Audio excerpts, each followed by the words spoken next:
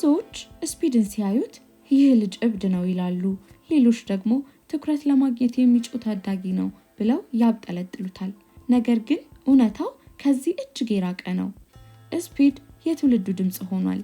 እሱ የሚሰራቸው ነገሮች ሁሉ፣ የሚለብሰው ልብስ፣ የሚናገራቸው ቃላት፣ አልፎ ተርፎም የሚሰራቸው ስህተቶች ሳይቀሩ በኢንተርኔት ዓለም ላይ እንደ ትልቅ ዜና ይቆጠራሉ።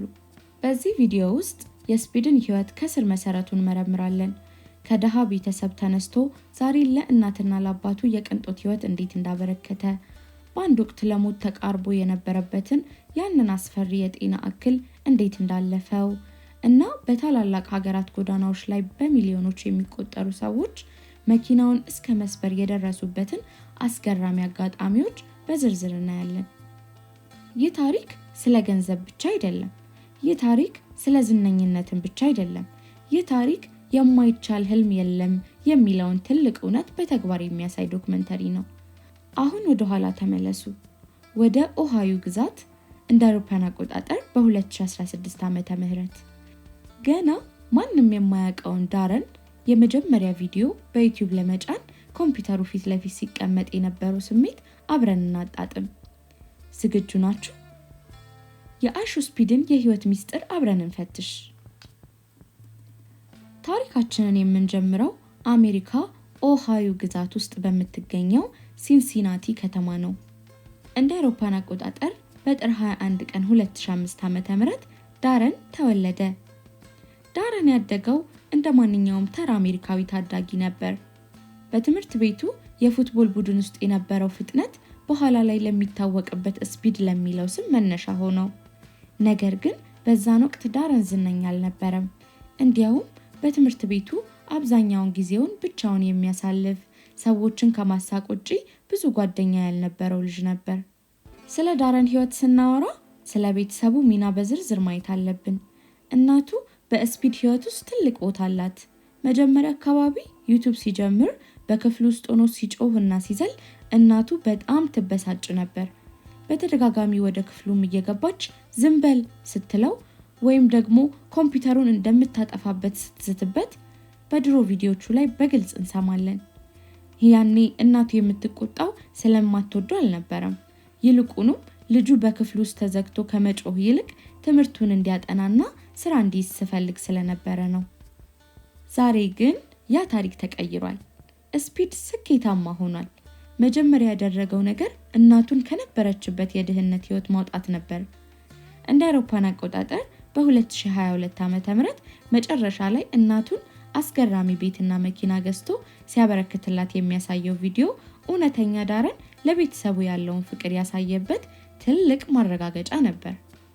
ከእናቱ በተጨማሪ የአባቱ ጉዳይ ለየት ያለ ነው። አባቱ ወይም በኢንተርኔት ስሙ ዳዲ ስፒድ መጀመሪያ ላይ ከልጁ ጋር ብዙም አይታይም ነበር። ነገር ግን ልጁ ዝነኛ የሆነ ሲመጣ አባቱ በቪዲዮቹ ላይ ብቅ ማለት ጀመረ። ብዙ ሰዎች አባቱን ለገንዘብ ብሎ ነው አሁን የመጣው ብለው ቢተቹትም፣ እውነታው ግን አባቱ የልጁን ጉዞ በቅርብ እየተከታተለ በአንዳንድ አወዛጋቢ ጉዳዮች ውስጥ ሲገባ ምክር እየሰጠው እንዳደገ ይናገራል። አባቱ አሁን ላይ ራሱን የቻለ ዩቲዩብ ቻናል ያለው ሲሆን የልጁን ዝና ተከትሎ የራሱን ህይወት እየገነባ ይገኛል። ነገር ግን በቤተሰቡ ታሪክ ውስጥ በጣም ልብ የሚነካው ክፍል ከታናሽ ወንድሙ ጋር ያለው ግንኙነት ነው። ስፒድ በካሜራ ፊት እብድና ተሳዳቢ ቢመስልም ለታናሽ ወንድሙ ግን እጅግ አሳቢ ታላቅ ወንድም ነው። አንድ ጊዜ ላይቭ ስትሪም ላይ ያለ ታናሽ ወንድሙ ወደ ክፍሉ ሲገባ አንዳንድ ተመልካቾች በኮመንት ላይ ህፃኑን የሚሰድቡና የሚያንቃሽሹ ነገሮች መጻፍ ጀመሩ። በዛን ቅስፈት ሁል ጊዜ የሚስቀው ስፒድ ፊቱ ተቀየረ። ወንድሙን ወደ እቅፉ አስጠግቶ ይህንን እንዳታነብ አንተ ምርጥ ልጅ ነህ በማለት ኮመንቱን እንዳያይ አይኑን ጋረደው። ይህ ነው እንግዲህ ስፒድ ለቤተሰቡ ያለው እውነተኛ ገጽታ። ዝነኝነቱንና ገንዘቡን ቢጨምርም በኦሃዮ ያሳለፈውን ያንን አስቸጋሪ ልጅነት ለቤተሰቡ ያለውን ግዴታ መቼም አላስረሳውም። ስፒድ ለዓለም የግርግር ንጉስ ሊሆን ይችላል፣ ለቤተሰቡ ግን ህይወታቸውን የቀየረላቸው ዳረን ነው። ብዙ ሰዎች አይሾ ስፒድን ሲያውቁት ዛሬ ባለበት ዝነኝነት ላይ ነው። ነገር ግን ያ ዝነኝነት በአንድ ጀንበር የመጣ ይመስላችኋል? በፍጹም። እውነታው ግን ስፒድ ዛሬ ለደረሰበት ደረጃ 7 ረጅም ዓመታትን በትግል አሳልፏል። እንደ አውሮፓውያን አቆጣጠር በ2016 ገና የ11 ዓመት ታዳጊ ያለ ነበር የመጀመሪያውን ቪዲዮ ዩቲዩብ ላይ የጫነው። በዛን ወቅት በሳምንት ለ7 ቀናት በቀን እስከ 10 ሰዓት ድረስ ላይቭ ይገባ ነበረ። ነገር ግን የሚገርመው ነገር ያን ሁሉ ጩኸትና ጥረት የሚያይ ሰው አልነበረም። አንዳንዴ ቪዲዮቹን የሚያዩት እንኳን ከ10 ሰዎች አይበልጡም ነበር። እስኪ ያስቡት፣ ለዓመታት ማንም ሳያይ ማንም እውቅና ሳይሰጥ በየቀኑ በዛ መናኛ ክፍል ውስጥ ቁጭ ብለህ መጮህ ምን ያህል ተስፋ ያስቆርጣል። ነገር ግን ስፒድ አንድ ልዩ ባህሪ ነበረው። ተመልካች ይኑር አይኑር እሱ ቪዲዮን የሚሰራው 1 ሚሊዮን ሰው እያየው እንዳለ አድርጎ በከፍተኛ ጉልበት ነበር። ይህ የማይሰበር መንፈስ ነው በኋላ ላይ ለደረሰበት ስኬት መሰረት የሆነው። እንደ አውሮፓውያን አቆጣጠር በ2020 እና 21 ዓመተ ምህረት ግን ዓለም በኮቪድ-19 ምክንያት ቤቷ ተዘግታ በነበረበት ወቅት የስፒድ እድል ፈነጠቀ። ቴልኪንግ ቤን የተባለ የሞባይል ጌም በወቅቱ በቲክቶክ ላይ ተሰራጭቶ ነበር። ስፒድ ከዚህ የጌም ውሻ ጋር የሚያደርገው ንግግር ግን ለየት ያለ ነበር። ውሻውን ትወደኛለህ ብሎ ሲጠይቀው ውሻው ኖ ይለዋል። አምላክን ትወዳለህ ሲለው ሆ ሆ ሆ እያለ ይሳለቅበታል። በዛን ቅስፈት ስፒድ የሚያሳየው ከፍተኛ ቁጣ፣ ጩኸትና ከቁጥጥር ውጪ የሆነ ባህሪ በቲክቶክ ላይ በሚሊዮኖች መታየት ጀመረ። ይህ አጋጣሚ ለስፒድ የሰማይ ሰባሪ ያህል ነበር። ሰዎች ይህ ልጅ ማን ነው እያሉ ወደ ዩቲዩብ ቻናሉ መጉረፍ ጀመሩ። በየቀኑ 100,000 እስከ 200,000 አዳዲስ ተከታዮችን ማግኘት ጀመረ። በአጭር ወራት ውስጥ ተከታዮቹ ከ1 ሚሊዮን ወደ 10 ሚሊዮን ዘለሉ። ነገር ግን ዝነኝነት የራሱ ዋጋ አለው። ስፒድ በቪዲዮቹ ላይ የሚናገራቸው አንዳንድ አወዛጋቢ ቃላትና የሚያሳያቸው ባህሪያት በትልቁ የጌም መድረክ ትዊች ላይ ጥቁር ጥላ አጠሉበት። በአንድ በቀጥታ ስርጭት ውድድር ላይ ሴቶችን በሚያቃልል መልኩ ተናግረሃል በሚል ትዊች ስፒድን ለዘለዓለም ፐርማነንትሊ አገደው። ይህ ለስፒድ ትልቅ ውድቀት ነው። ብዙ የኢንተርኔት ተንታኞችም አከተመለት፣ ዳግመኛ ስሙ አይነሳም አሉ። ሆኖም ግን ስፒድ የተለየ ሰው ነበር። ተስፋ ቆርጦ ከመቀመጥ ይልቅ ዩቲዩቡን ዋና ቤቱ አደረገው። እገዳው እንዲያውም የበለጠ ዝነኛ እንዲሆን አደረገው እንጂ አልገደለውም። ይልቁንም ያ እገዳ ስፒድ ከጌም ተጫዋችነት ወጥቶ ዓለም አቀፍ ሴሌብሪቲነትን እንዲሆን መንገዱን ጠረገለት። በዛ ጨለማ ክፍል ውስጥ ብቻውን ሲጮህ የነበረው ታዳጊ ዛሬ በሚሊዮኖች የሚቆጠሩ ሰዎች ስሜት የሚቆጣጠር ኃይል ሆነ። ታሪኩ ገና መጀመሩ ነው። ስፒድ ዝነኛ ከሆነ በኋላ አንድ ትልቅ ፍላጎት ብቻ ነበረው። ያ ፍላጎቱ ደግሞ በታሪክ ታላቁ ተጫዋች የሚለውን ክርስቲያኖ ሮናልዶን በአካል ማግኘት ነበር። መጀመሪያ ላይ ስፒድ ስለ እግር ኳስ ብዙም የሚያውቀው ነገር አልነበረም። እንዲያውም እግር ኳስን ሶከር እያለ በመጥራቱ የአውሮፓ ደጋፊዎችን ያስቆጣ ነበር። ነገር ግን ለሮናልዶ ያለው ፍቅር ከቀልድ አልፎ ወደ እውነተኛ ፍቅር ተቀየረ። በሄደበት ሁሉ ሱ እያለ ይጮሃል። አልፎ ተርፎም ሮናልዶን ለማግኘት በሚሊዮኖች የሚቆጠሩ ዶላሮችን በማውጣት ዓለምን መዞር ጀመረ። ጉዞው ግን ቀላል አልነበረም። ስፒድ ሮናልዶን ለማግኘት ወደ ማንቸስተር ዩናይትድ ጨዋታዎች በተደጋጋሚ ተጓዘ። ነገር ግን በሄደ ቁጥር ሮናልዶን በአጋጣሚዎች ሊያገኘው አልቻለም። ስፒድ ስቴዲየም ውስጥ ሆኖ ሮናልዶ ሳይሰለፍ ሲቀር ሲያለቅስ የሚያሳዩ ቪዲዮዎችን በሚሊዮኖች የሚቆጠሩ ሰዎችን ልብ ሰበሩ። ብዙዎች ይህ ልጅ ሮናልዶን መቼም አያገኘውም እያሉ ይሳለቁበት ነበር። በኳታር የዓለም ዋንጫ ላይም ሮናልዶን ፍለጋ ተንከራተተ፣ ግን አሁንም አልተሳካለትም። ነገር ግን ስፒድ ተስፋ መቁረጥን አያውቅም። አንድ ቀን አገኘዋለሁ የሚሉን እምነት አልደከመም። በመጨረሻም ያ ታሪካዊ ቀን መጣ። ሰኔ 17 በ2023 ዓ.ም ፖርቹጋል ከቦስኒያ ጋር በነበራት ጨዋታ ላይ ስፒድ በስታዲየም ተገኘ። ጨዋታው ሲያልቅ በሮናልዶ ጓደኛ በራፋኤል ሊያኦ አማካኝነት ሮናልዶ መኪናውን አቁሞ ከስፒድ ጋር እንዲገናኝ ተደረገ። ሮናልዶ ከመኪናው ሲወርድ ስፒድ ያሳየው ስሜት ለዓለም ትልቅ ትምህርት ነበር። ያ ሁሉ ጩኸት ጠፋ፣ ያ ሁሉ እብደት ቆመ። ስፒድ እንደ አንድ ትንሽ ህፃን መሬት ላይ ተንበርክኮ ማልቀስ ጀመረ። ሮናልዶ በፈገግታ አቅፎት ተረጋጋ ዳረን እያለ ሲያጽናና የታየበት ቅጽበት በዩቲዩብ ታሪክ ከፍተኛ እይታ ካላቸው ቪዲዮዎች አንዱ ሆነ። ያ በኦሃዮ ክፍል ውስጥ ተዘግቶ ሮናልዶ እያለ የሚጮህ ታዳጊ ዛሬ በሮናልዶ እቅፍ ውስጥ ገባ። ይህ ስኬት ስፒድን ወደ ሌላ የዝነኝነት እርከን አሸጋገረው። እግር ኳስን የማይወዱ አሜሪካውያን ሳይቀሩ በስፒድ ምክንያት ስለ ሮናልዶ እና ስለ እግር ኳስ ማውራት ጀመሩ። ሰኔ 17 ለስፒድ ደጋፊዎች ዝም ብሎ ቀን አይደለም፣ ህልም በእውነት እንደሚፈታ የታየበት ታላቅ የድል ቀን ነው። ስፒድ ሮናልዶን ካገኘ በኋላ ዝነኝነቱ ከአሜሪካ አልፎ ዓለምን አጥለቀለቀ። በቀጥታ ስርጭት እያሳየ ሀገራትን መዞር ሲጀምር ማንም ያልጠበቀው ግርግር መፈጠር ጀመረ። በሄደበት ሀገር ሁሉ አውሮፕላን ማረፊያዎች ይዘጋሉ፣ ጎዳናዎች በሰው ማዕበል ይሞላሉ። ነገር ግን ይህ ዝነኝነት ከደስታ ይልቅ አንዳንዴ ፍርሃትን ይዞ መጣ። ስፒድ ደጋፊዎቹን ይወዳል፣ ነገር ግን በሺዎች የሚቆጠሩ ሰዎች እሱን ለመንካትና ለማቀፍ ሲጋፉ ሁኔታው ወደ አደጋነት ይቀየራል።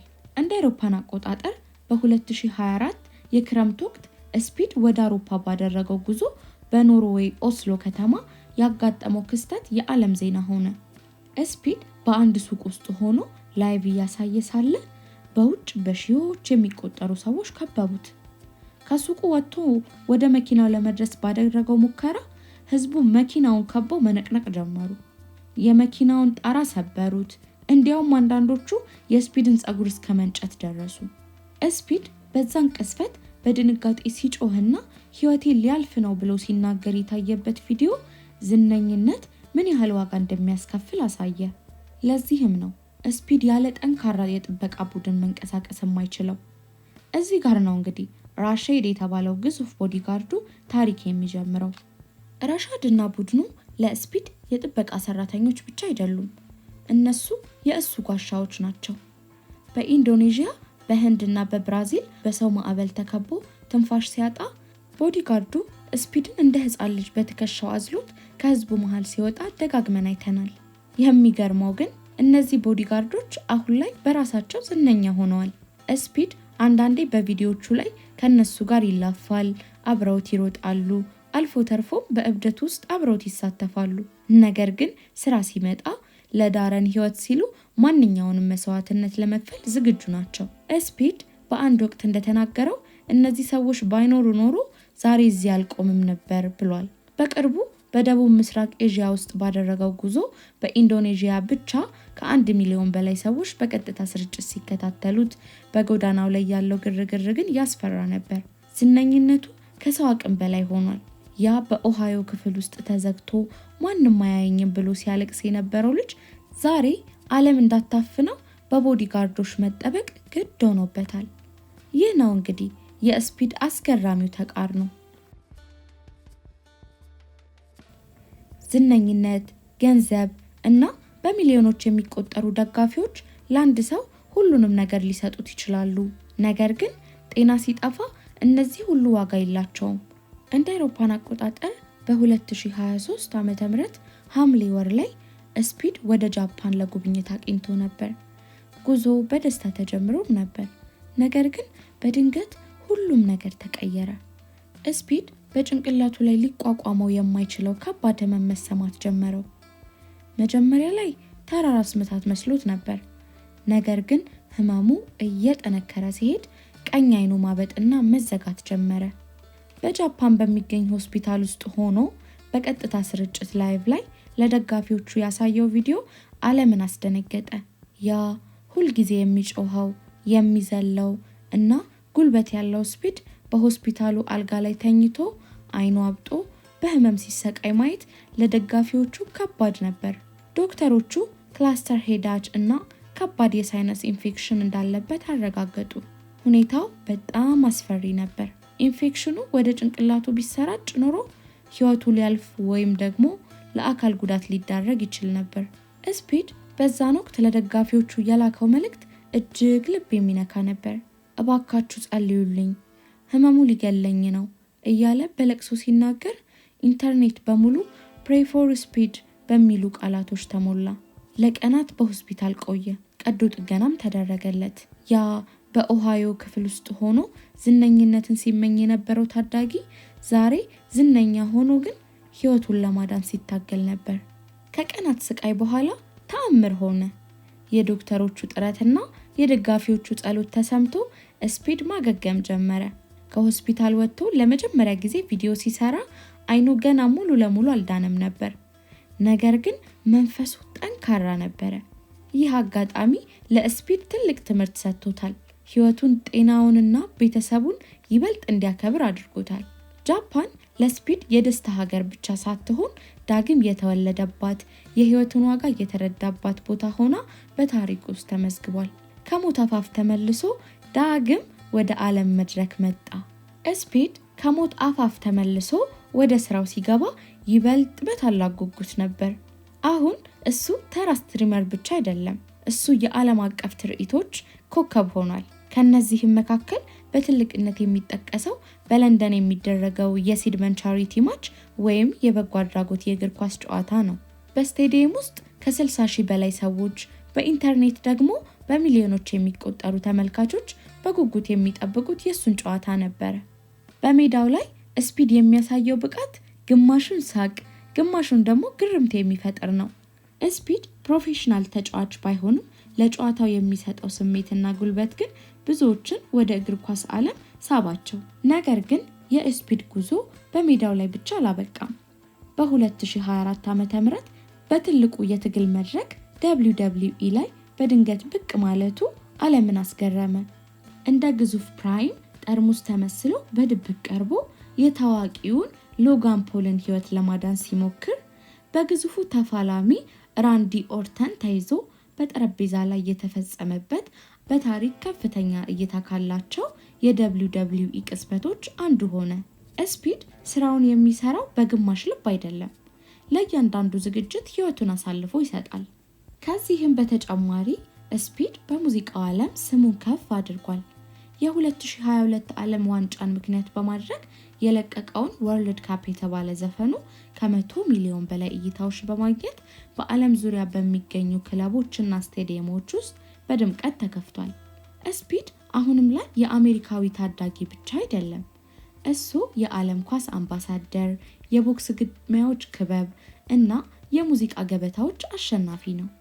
በአንድ ወቅት በኦሃዮ ክፍል ውስጥ ጌም ሲጫወት የነበረው ያ ድሃ ልጅ ዛሬ ከዓለም ትላልቅ ቢሊዮነሮችና ስፖርተኞች ጋር እኩል የሚታይ የራሱን ግዛት የገነባ ኃያል ሆኗል። ስፒድ ያደረጋቸው ነገሮች ሁሉ ሪከርድ ሰባሪ ናቸው። በኢንዶኔዥያ በነበረው የቀጥታ ስርጭት ከ1 ሚሊዮን በላይ ሰዎች በአንድ ጊዜ ላይቭ ሲከታተሉት ዩቲዩብ የራሱን ሪከርድ ለመስበር ተገደደ። ይህ ሁሉ የሚያሳየው ስፒድ ዝም ብሎ ዝነኛ ሳይሆን የታሪክ መለወጫ መሆኑን ነው። እንግዲህ ይህ የአይሾ ስፒድ የህይወት ጉዞ ከኦሃዮ ሰፈር እስከ ዓለም አቀፍ ዝነኝነት በሚገባ ተመልክተናል። ዳረን ዛሬ ላይ የነካቸውና የደረሰባቸውን ከፍታዎች ለብዙዎች ተአምር ሊመስሉ ይችላሉ። ነገር ግን ለ7 ዓመታት ያህል ማንም ሳያየው በጨለማ ክፍል ውስጥ የፈሰሰው ላብ፣ የተቆረጠው ተስፋና ያለፈባቸውን አስቸጋሪ ሌሊቶችን የሚያውቁት ጥቂቶች ናቸው። የስፒድ ታሪክ ትልቁ ትምህርት ዝነኝነት ወይም ሀብት አይደለም። ይልቁንም ዓለም ሁሉ አይሆንልህም እያለችህ አንተ ግን በራስ ተማምነህ መቆም መቻልህን ነው። ስፒድ ከቲዩሽ ሲታገድ አበቃለት ተብሎ ነበር። ስፒድ ጃፓን ውስጥ ሆስፒታል ሲገባ ሞተ ተብሎ ነበር። ስፒድ ሮላንዶን መቼም አያገኝም ተብሎም ተሳልቀውበት ነበር። እሱ ግን ለእያንዳንዱ አይቻልም ለሚል ድምፅ በተግባር ይቻላል የሚል ምላሽ ሰጠ። ዛሬ ስፒድ በሚሊዮኖች የሚቆጠሩ ዶላሮች አሉት። ለቤተሰቡ የሚሆን የተሟላ ህይወት ፈጥሯል። በሚሄዱበት ሀገር ሁሉ እንደ ንጉስ ይከበራል። ነገር ግን አሁንም ቢሆን ያው የድሮ ዳረን ነው። አሁንም በስሜት ይጮሃል። አሁንም ከደጋፊዎቹ ጋር በቅርበት ይጫወታል። አሁንም ስህተት ሲሰራ ይቅርታ ይጠይቃል። ይህ እውነተኛነቱ ነው፣ ዛሬም ድረስ በሰዎች ልብ ውስጥ እንዲኖር ያደረገው። እናም ተመልካቾቻችን ከዚህ ታሪክ ምን ተማራችሁ? ምናልባትም እናንተም እንደ ስፒድ በክፍላችሁ ተዘግታችሁ የምታልሙት ትልቅ ህልም ይኖራችኋል። ምናልባትም ማንንም አያየኝም ማንንም አይሰማኝም ብላችሁ ተስፋ ቆርጣችሁ ይሆናል። ነገር ግን አስታውሱ ስፒድ ዛሬ እዚህ ላይ የደረሰው 7 ዓመት ሙሉ በዝምታ ስለሰራ ነው። የዛሬው ጥረታችሁ የነገው ስኬታችሁ መሰረት ነው። የአይሾ ስፒድ ታሪክ ገና አላለቀም። እሱ ገና ወጣት ነው። ገና ብዙ ሪከርዶችን ይሰብራል። ገና ብዙ ሀገራቶችን ይዞራል። ነገር ግን እስካሁን ያሳየን ነገር ቢኖር የማይቻል ህልም እንደሌለ ነው። እናንተ ስለ ስፒድ ምን ታስባላችሁ? የትኛው የታሪኩ ክፍልስ ይበልጥ አስገረማችሁ? ሐሳባችሁን በኮሜንት አጋሩኝ። ለቻናላችን አዲስ ከሆናችሁ ሰብስክራይብ በማድረግ የቤተሰብ አባል ሁኑ። በሚቀጥለው ቪዲዮ በሌላ አስገራሚ የህይወት ታሪክ እስከምንገናኝ ሰላም ሁኑ።